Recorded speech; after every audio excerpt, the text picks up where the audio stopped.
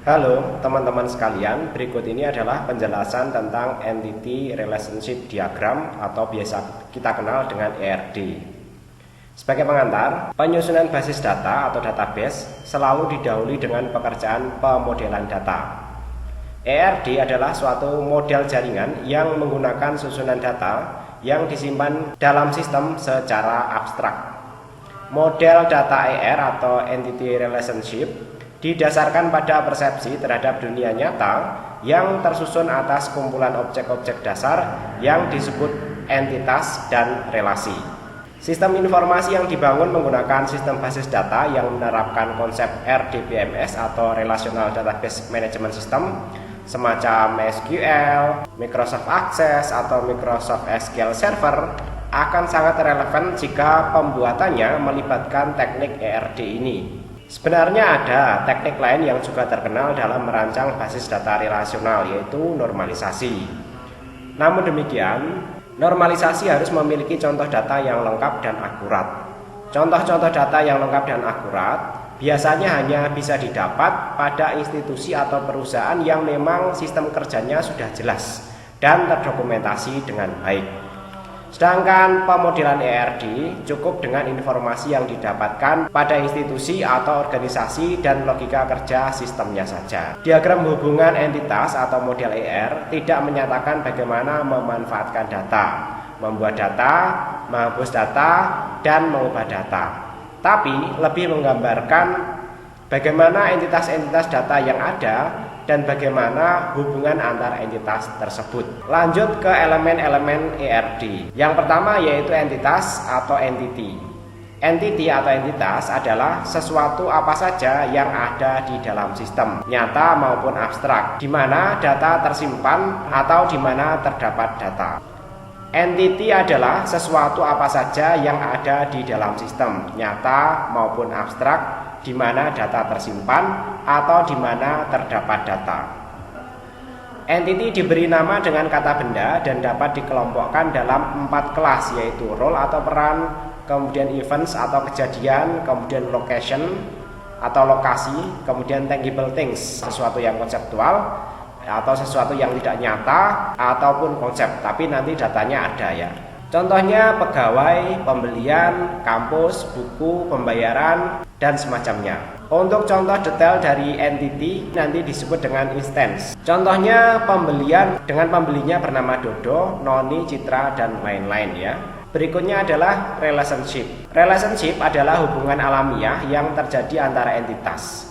Contohnya entitas mahasiswa dengan NIM 14534 dan nama MHS Dodo yang mempunyai relasi dengan entitas kuliah dengan kode kuliah SI140 dan nama MK basis data. Sehingga struktur data dari relasi ini bahwa mahasiswa tersebut mengambil mata kuliah pada suatu perguruan tinggi. Hubungan antara entitas akan menyangkut dua komponen yang menyatakan jalinan ikatan yang terjadi, yaitu derajat atau kardinalitas dan partisipasi atau hubungan yang akan kita bahas berikutnya. Selanjutnya atribut. Deskripsi kelompok data yang mempunyai karakteristik yang sama, yaitu data yang mendeskripsikan entity dan relationship, merupakan field yang akan disimpan. Nah, inilah nanti implementasinya sebagai gambaran buat teman-teman. Untuk atribut ini nantinya akan menjadi kolom-kolom pada tabel database ya. Selanjutnya mengenai notasi entity relationship. Yang pertama ini adalah entitas, nanti digambarkan dengan kotak atau persegi panjang ya. Ini entity set. Kemudian relationship ya. Ini biasa disebut juga dengan relationship set ya.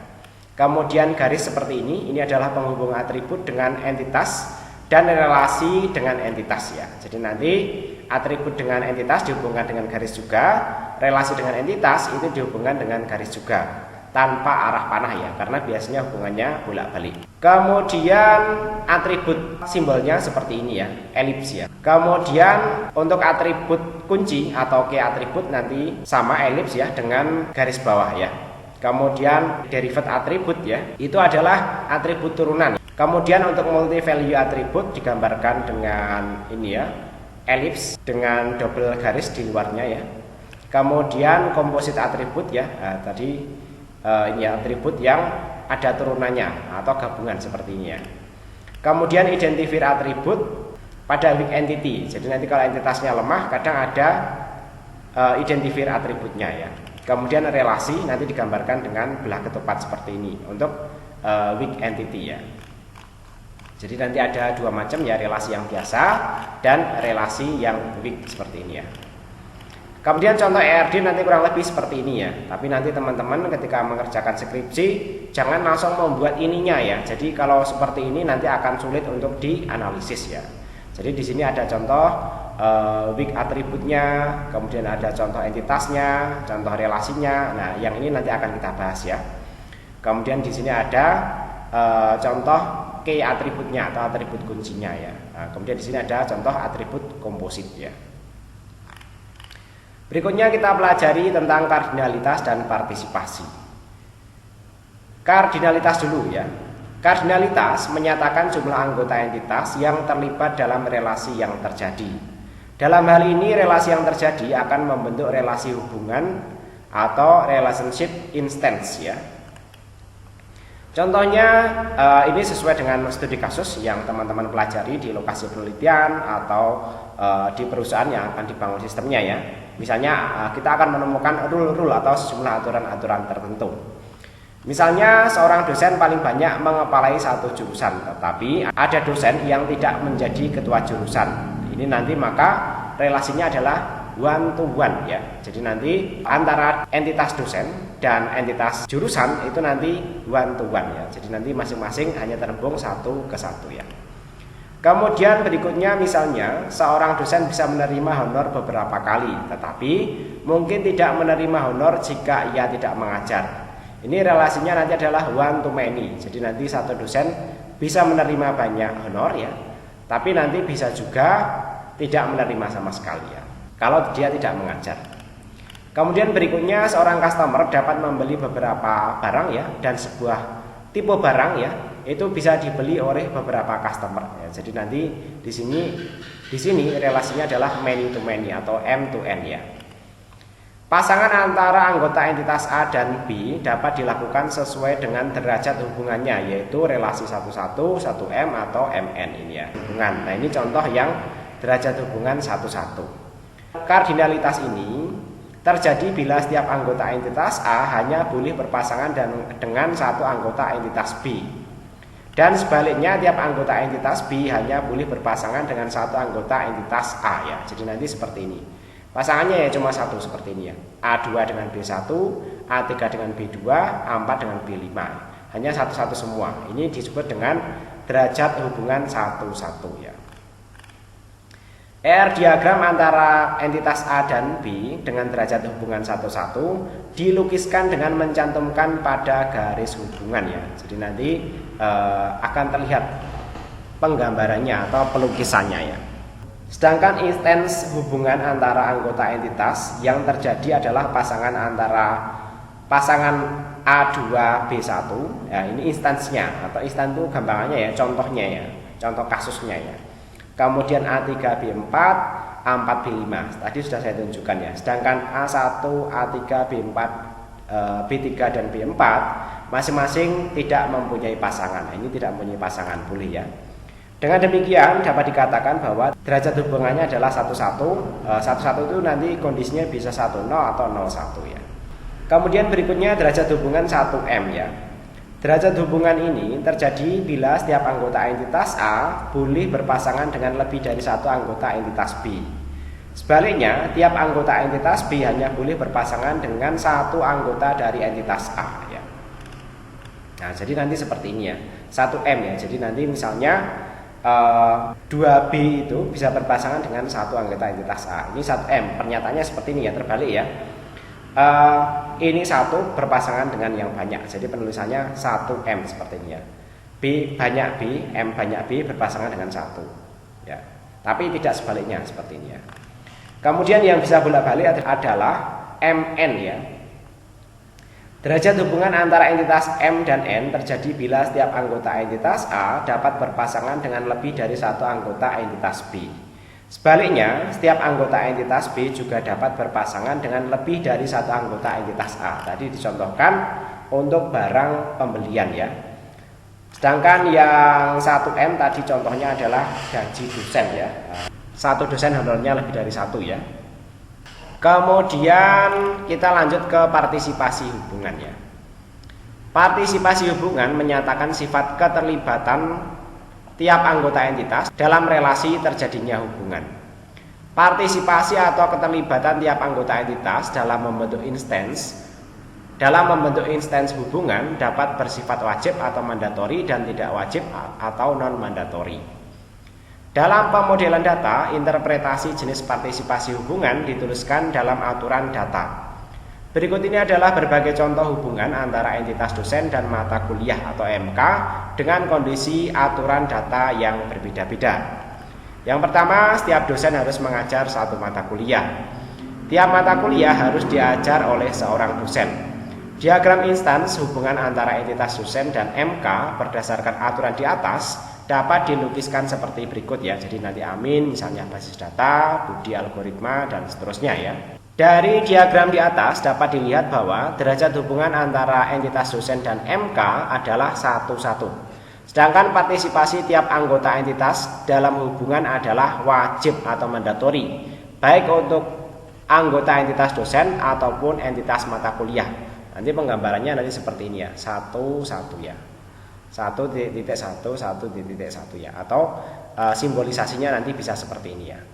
Kemudian yang kedua, setiap dosen harus mengajar satu mata kuliah. Tiap mata kuliah mungkin diajar oleh seorang dosen atau mungkin belum ada yang mengajar. Misalnya dosennya belum ada ya, atau itu ya mata kuliahnya memang belum diajarkan pada semester tersebut ya. Nah nanti penulisannya seperti ini ya. Mata kuliah belum ada yang diajar, nanti penggambarannya di sini ya. Nah, jangan kebalik ya di sini ya. Kemudian dosen pasti mengajar satu mata kuliah ya. Penggambarannya yang di sini ya. Kemudian berikutnya seorang dosen minimal harus mengajar satu mata kuliah. Ini contoh aturan berikutnya ya, karena nanti temuannya tentu bisa berbeda-beda tiap kali kita melakukan observasi di lokasi penelitian ya, ataupun di institusi ya. Aturan yang ketiga ini misalnya seorang dosen minimal harus mengajar satu mata kuliah, namun juga boleh tidak mengajar. Tiap mata kuliah harus diajarkan oleh seorang dosen ya. Dosen ya boleh mengajar satu mata kuliah atau tidak mengajar ya, sedangkan semua mata kuliah itu harus diajar oleh seorang dosen. Nah, ini aturan yang lainnya, itu nanti sesuai dengan hasil observasi ya. Kemudian berikutnya, seorang dosen hanya boleh mengajar satu mata kuliah dan boleh tidak mengajar. Tiap mata kuliah hanya boleh diajarkan oleh seorang dosen dan mungkin belum ada yang mengajar. Nah, kalau ini dua-duanya boleh terhubung dan boleh tidak. Jadi nanti partisipasinya untuk mata kuliah dengan dosen itu bisa 0,1 ya, dan dosen dengan mata kuliah dengan relasi mengajar itu juga bisa 0,1 ya. Berikutnya membangun diagram. Entity relationship diagram merupakan suatu alat utama pemodelan data dan membantu menggambarkan data ke dalam entitas dan hubungan antar entitas. Proses ini telah terbukti memungkinkan seorang analis untuk menghasilkan suatu struktur database yang baik, sehingga data dapat disimpan dan dimunculkan kembali secara efisien. Bagi teman-teman yang sedang mengerjakan proyek ilmiah semacam skripsi atau proyek profesional semacam pengerjaan sistem informasi perusahaan atau pemerintahan, sebaiknya tahapan ini dibuat sebagai bentuk rancangan sistem informasi yang dapat dipertanggungjawabkan dan memudahkan dalam evaluasi atau validasi sistem ya. Jadi teman-teman yang sedang validasi ya, sebaiknya tahapannya ini dibuat. Yang bagian ini ditulis di bagian teori, sedangkan nanti dalam metode penelitiannya itu nanti seperti pada contoh yang tampil di bawah ya. Ini tahapannya, yang pertama adalah identifikasi entitas. Jadi nanti entitas-entitas apa saja yang ditemukan selama observasi atau selama penelitian ya, baik itu nanti dibantu dengan wawancara atau tidak ya, atau nanti dibantu juga dengan misalnya contoh-contoh data ya. Kalau misalnya di wawancara agak kesulitan mereka ya, kita bisa menggunakan itu di pustaka ya. Jadi buku-buku, dokumen-dokumen yang ada di sana itu bisa kita lakukan kajian ya. Nanti di sini yang keterangannya ya, bisa dilakukan identifikasi peran, kejadian atau kegiatan, kemudian lokasi atau hal abstrak atau konsep yang datanya disimpan oleh end user ya. Kemudian tentukan relationship. Tentukan hubungan antara sepasang entitas menggunakan relationship matrix ya. Kemudian berikutnya gambar kasar ERD. Gambarkan entitas-entitas dan relationship di antara entitas untuk menghubungkannya. Kemudian yang keempat, tentukan kardinalitas. Tentukan kardinalitas atau pemunculan suatu entitas di entitas yang lainnya yang berhubungan. Selanjutnya, tentukan primary key. Identifikasi atribut data yang secara unik mengidentifikasikan setiap entitas. Selanjutnya, gambar ERD berdasarkan atribut kunci ya. Ini sertakan primary key di setiap entitasnya. Yang kedelapan, petakan atributnya ya. Jadi nanti tahap ini baru menentukan atribut-atributnya ya. Karena kalau atribut ditentukan di awal itu nanti bisa jadi itu ya, ada atribut-atribut yang bertabrakan atau diulang-ulang atau redundant ya. Untuk setiap atribut letakkan dalam suatu entitas yang tepat. Cari juga atribut yang ada di dalam relationship.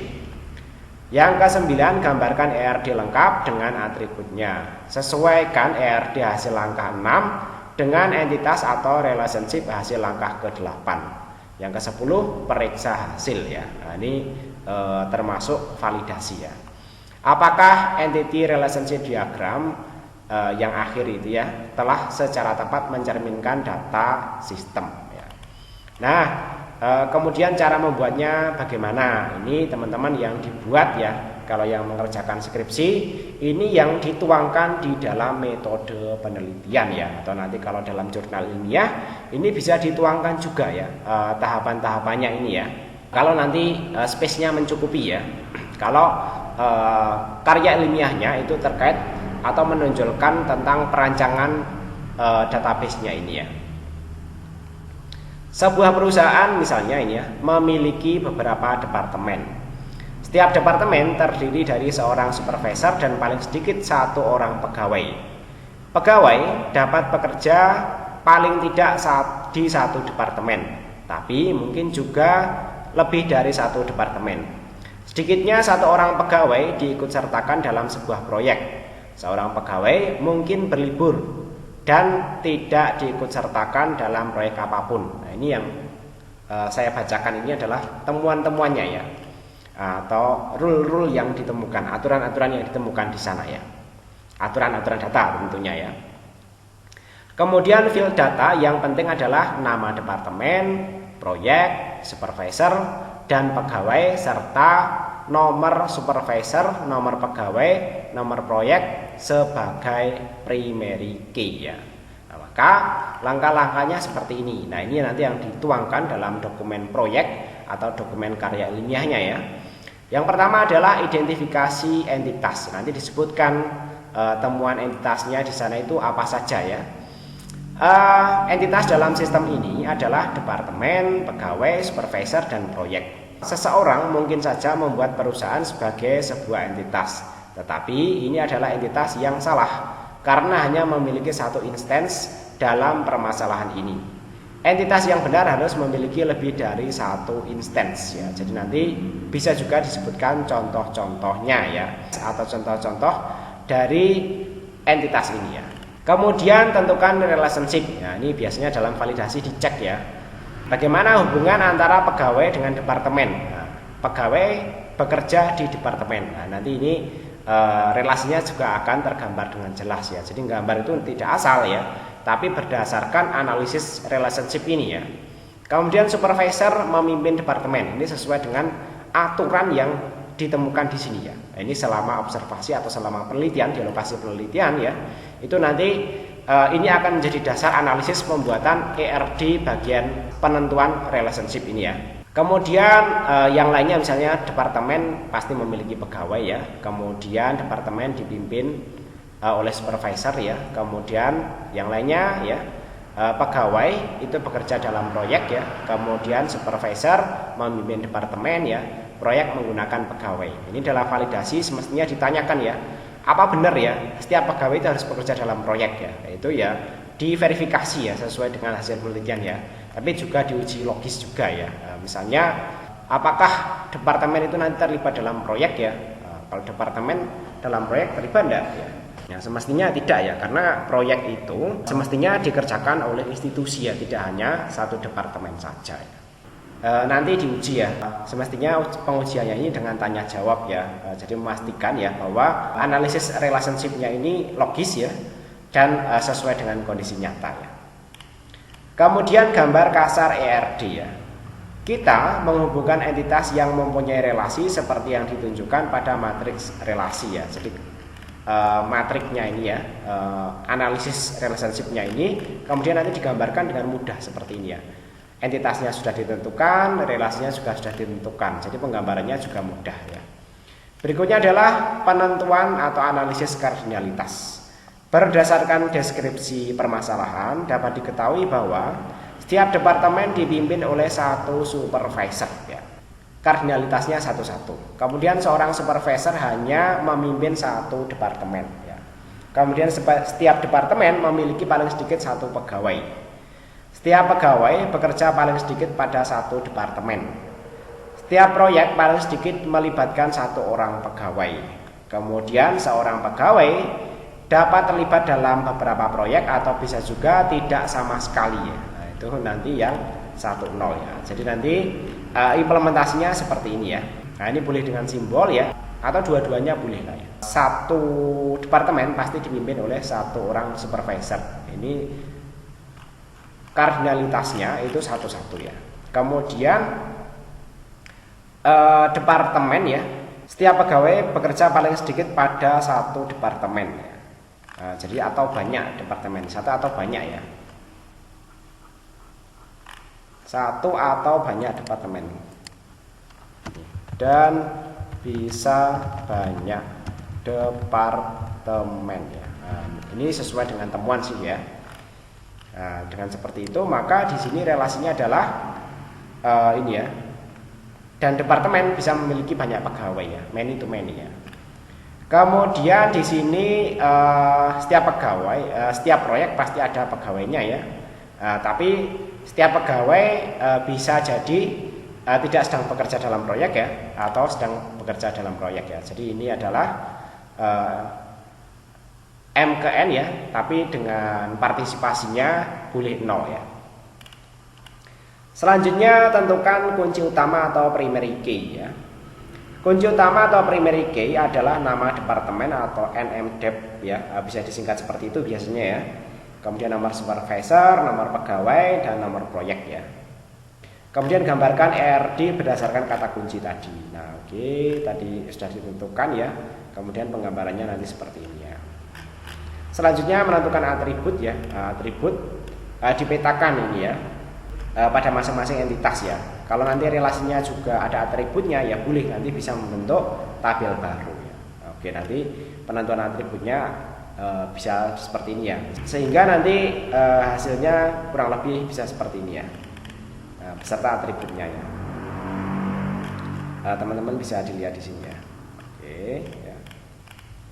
Jika ada satu relationship hubungan antara dua entitas yang tidak digambarkan atributnya, hal ini berarti relationship tersebut hanya memiliki atribut minimal, yaitu atribut yang berasal dari K atribut dua entitas yang dihubungkan ya. Jadi misalnya ini mendapat ini tidak ada atributnya ya. Jadi nanti ini menggunakan atribut masing-masing. Ini nanti saling meminjamkan atribut ya. Dalam contoh tersebut tidak digambarkan adanya atribut dalam relationship mendapat ya.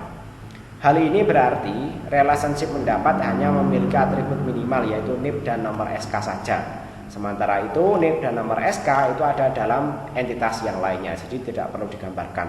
Kecuali di sini nanti membentuk entitas baru, maka itu perlu digambarkan. Kemudian periksa hasil ya. Lakukan pemeriksaan terhadap ERD. Bila tidak ada koreksi maka ERD akhir yang ada itu bisa dinyatakan valid dan telah dapat memodelkan data dalam sistem dengan baik ya. Sebagai tambahan kita perlu mempelajari karakteristik dari atribut ya. Yang pertama ada single valued atribut atau atribut bernilai tunggal. Atribut bernilai tunggal ditujukan pada atribut-atribut yang memiliki paling banyak satu nilai untuk setiap baris data ya. Contohnya pada tabel mahasiswa, NIM, NMMHS atau nama mahasiswa dan alamat mahasiswa merupakan atribut bernilai tunggal karena atribut-atribut tersebut hanya dapat berisikan satu nilai saja. Kemudian nanti ada atribut multi value. Atribut bernilai banyak ditujukan pada atribut-atribut yang dapat kita isi dengan lebih dari satu nilai tetapi jenisnya sama. Misalnya atribut hobi ya, pada tabel mahasiswa itu termasuk atribut bernilai banyak karena kecenderungan seorang mahasiswa memiliki lebih dari satu hobi ya. Jadi nanti misalnya seperti ini untuk hobi multi value ya. Nah, nanti bisa seperti ini ya. Implementasinya dalam database nanti seperti ini ya. Kemudian berikutnya derivat atribut ya.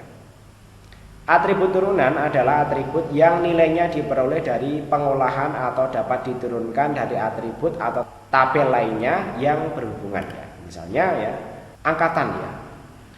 Angkatan sebenarnya adalah diambil dari NIM ya. Misalnya ini metodenya seperti itu ya. Pada karakter 3 dan 4 ya. 1, 2, 3, 4 ya. Artinya ini angkatan 4 sebenarnya ya. Tapi karena kita ingin menyimpannya dalam database ya, ini sebenarnya diambil dari sini ya, 2004 ya. Kalau 04 ya nanti otomatis angkatannya 2004 ya. Jadi nanti penggambarannya untuk derivat atribut ya, itu seperti ini ya, angkatan. Ini sebenarnya dari NIM ini ya. Kemudian berikutnya simple atribut atau atribut sederhana dan komposit atribut atau atribut komposit. Atribut sederhana adalah atribut atomik yang tidak dapat dipisah lagi. Sedangkan atribut komposit merupakan atribut yang masih dapat diuraikan lagi menjadi sub-sub atribut yang masing-masing memiliki makna ya. Jadi misalnya seperti ini, alamat MHS ya. Alamat MHS itu kan prakteknya nanti di sini ada alamat, kota dan kode pos ya. Jadi nanti di sini komposit ya. Nah, nanti pemisahannya nanti seperti ini ya. Menjadi tabel turunan ya. Penggunaan atribut komposit biasanya berdasarkan pada pengelolaan data pada tabel ya. Berikutnya ini pemahaman lanjut ya nanti dalam implementasi membuat programnya ya. Yaitu konversi model ER ke skema relasi. Entitas dalam model ER adalah calon tabel dalam modul ini disebut dengan istilah relasi ya.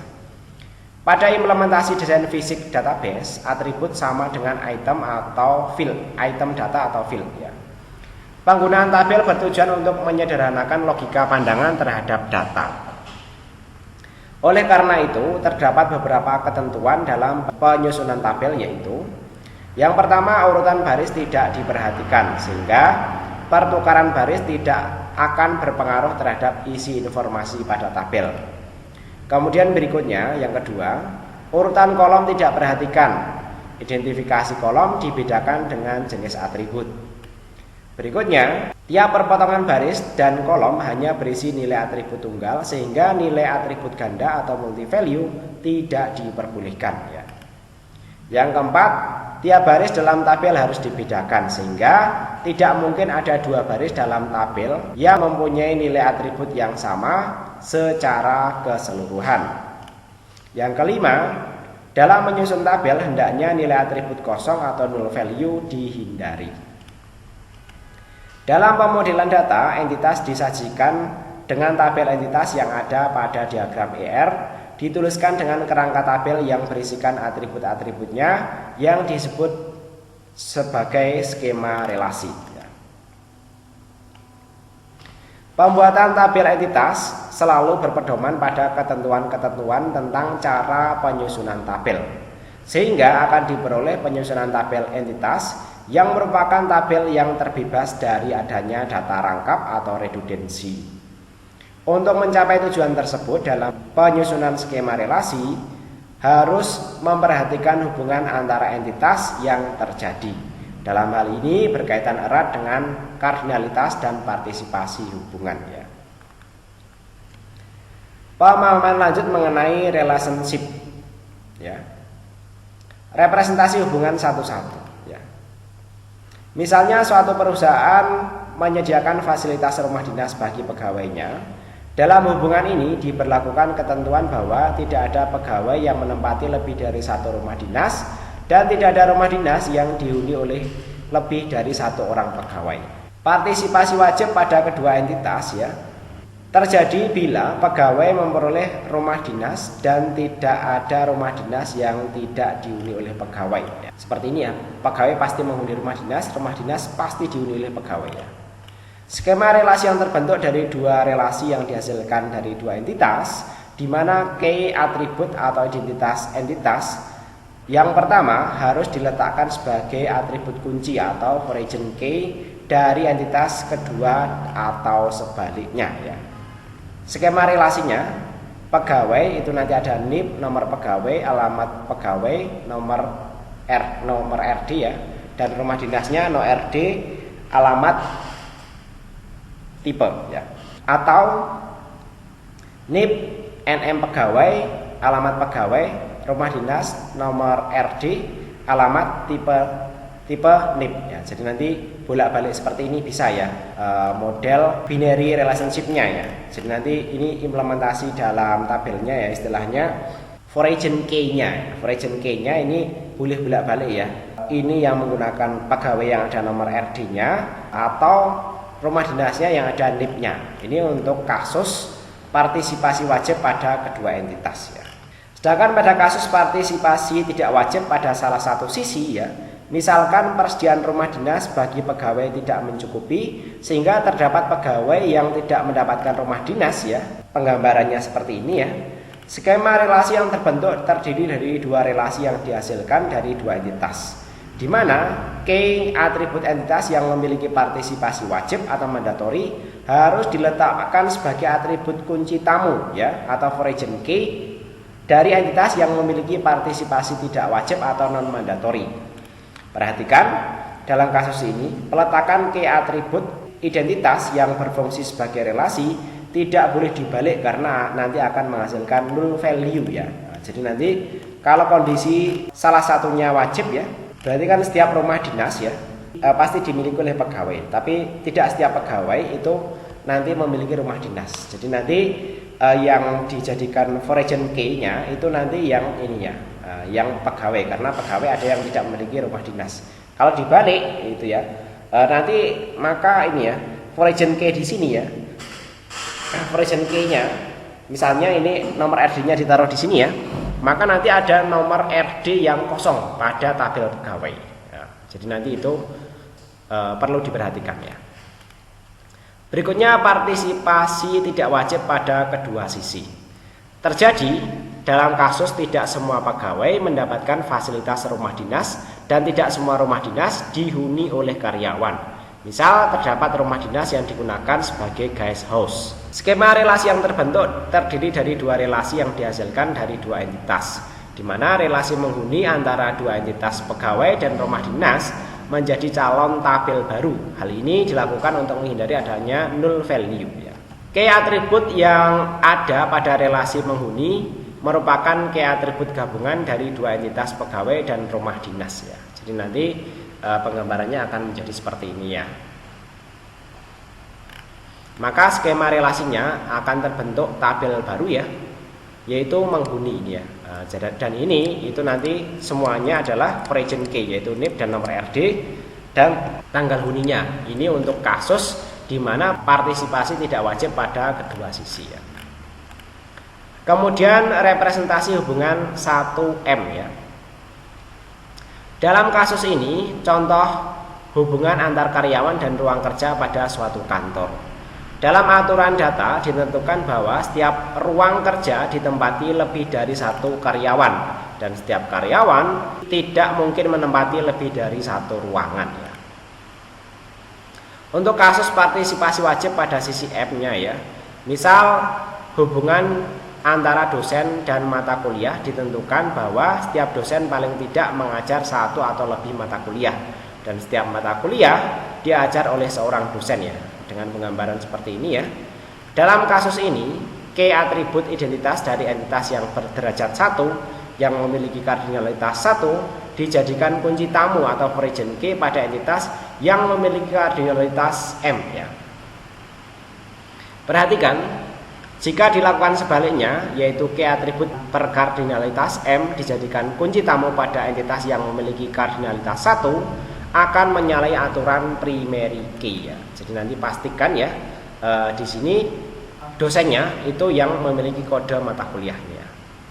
Karena aturannya seperti ini ya. Satu dosen dan mata kuliah tentukan bahwa setiap dosen paling tidak mengajar satu atau lebih mata kuliah, dan setiap mata kuliah diajar oleh seorang dosen. Nah, di sini ya. Kemudian partisipasi tidak wajib pada sisi M. Misal tidak semua mata kuliah diajar oleh seorang dosen. Dalam hal ini, jika penyajian tabel hubungan entitas dilakukan dengan menempatkan identitas entitas pada sisi 1 sebagai identitas tamu pada entitas sisi M, maka akan terjadi atribut dengan nilai kosong. Untuk menyelesaikan masalah ini, maka ditempuh dengan membuat tabel hubungan tersendiri, yaitu tabel mengajar yang mempunyai atribut identitas kedua tabel yang berhubungan ya. Jadi nanti tambahkan di sini yaitu mengajar ya. Dengan atribut KD dosen dan kode MK. Jadi semua atributnya adalah origin key ya. Kemudian berikutnya adalah representasi M ke N. Dalam kasus derajat hubungan antar entitas M ke N, penyajian tabel entitas tidak memperhatikan jenis partisipasi anggota entitas.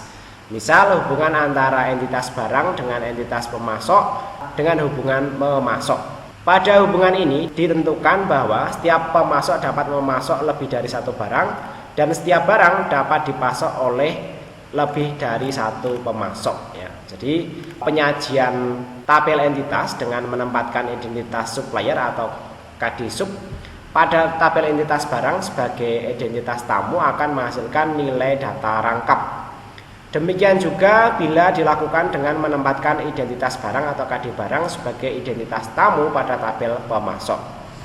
Oleh karena itu, hubungan kedua tabel tersebut disajikan dengan tabel hubungan memasok yang mempunyai atribut identitas KD sub dan KD BRG sebagai identitas bersama ya.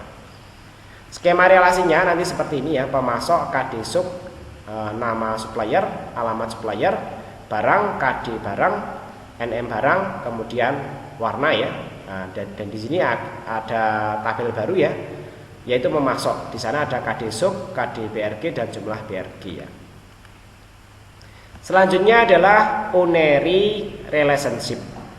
Dalam kasus tertentu pada suatu entitas terdapat hubungan intern atau recursive relationship antar anggota entitas. Representasi hubungan satu-satu. Misal dalam satu perusahaan mungkin saja terdapat di mana seorang pegawai menikah sesama rekan kerjanya, pegawai juga ya.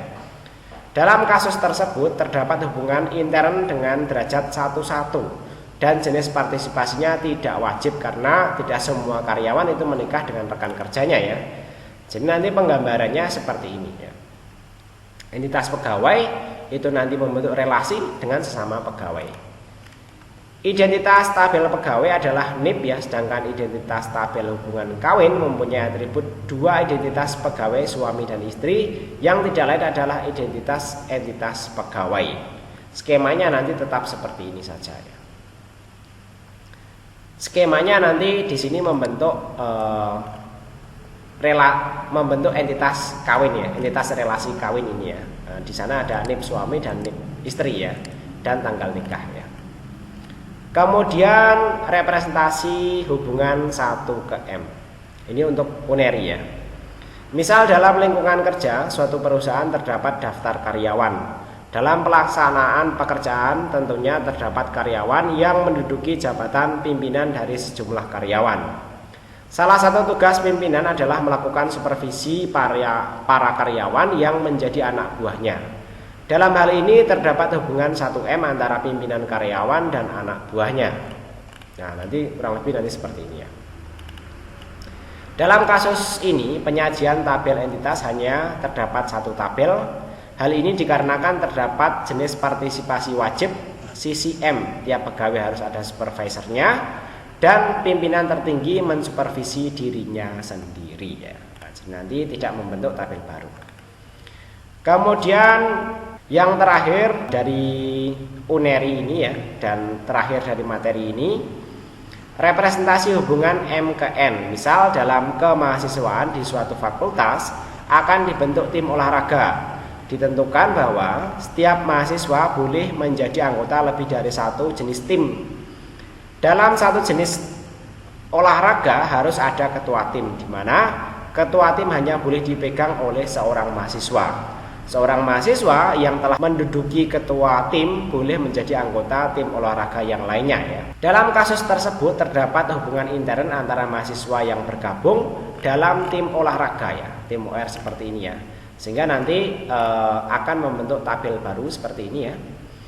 Tim olahraga yaitu nomor mahasiswa ketua dan nomor mahasiswa anggota ya. Sedangkan yang ini adalah entitas induknya ya. Baik, demikian materi mengenai ERD ini, mudah-mudahan dapat dipahami dan bermanfaat.